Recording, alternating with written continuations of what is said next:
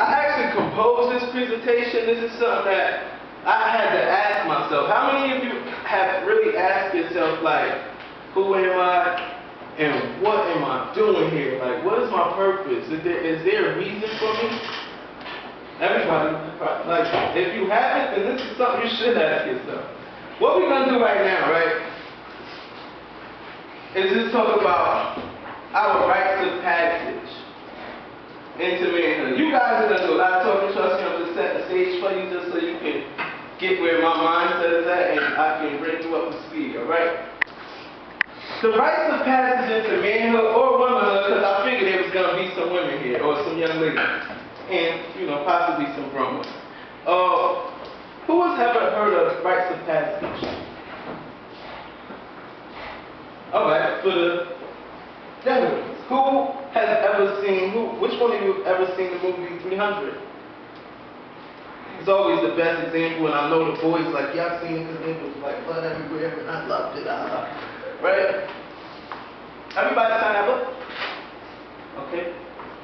You seen the movie 300? So you maybe like help me out with this.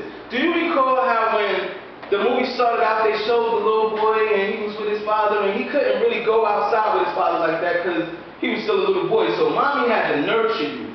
Like you still was at home learning how to feed yourself, how to use the bathroom on time, like doing all the things a child was raised to do.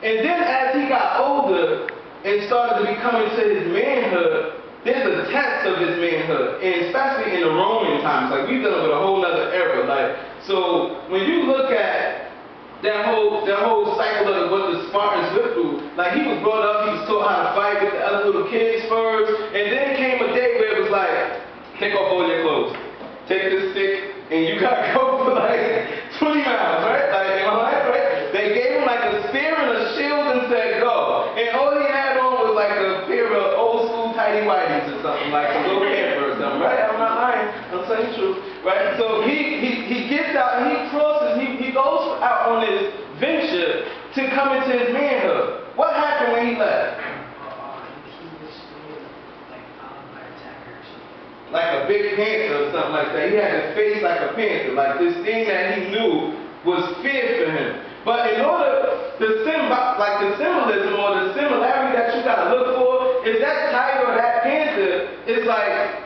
life obstacles. In order for you to be able to provide food during that time for your family, you gotta be able to provide some type of shelter, because when they sent him out there was nothing out there. He had to build a little hut out of anything he could find or whatever. So this was his way of being able to say, I'm king, I can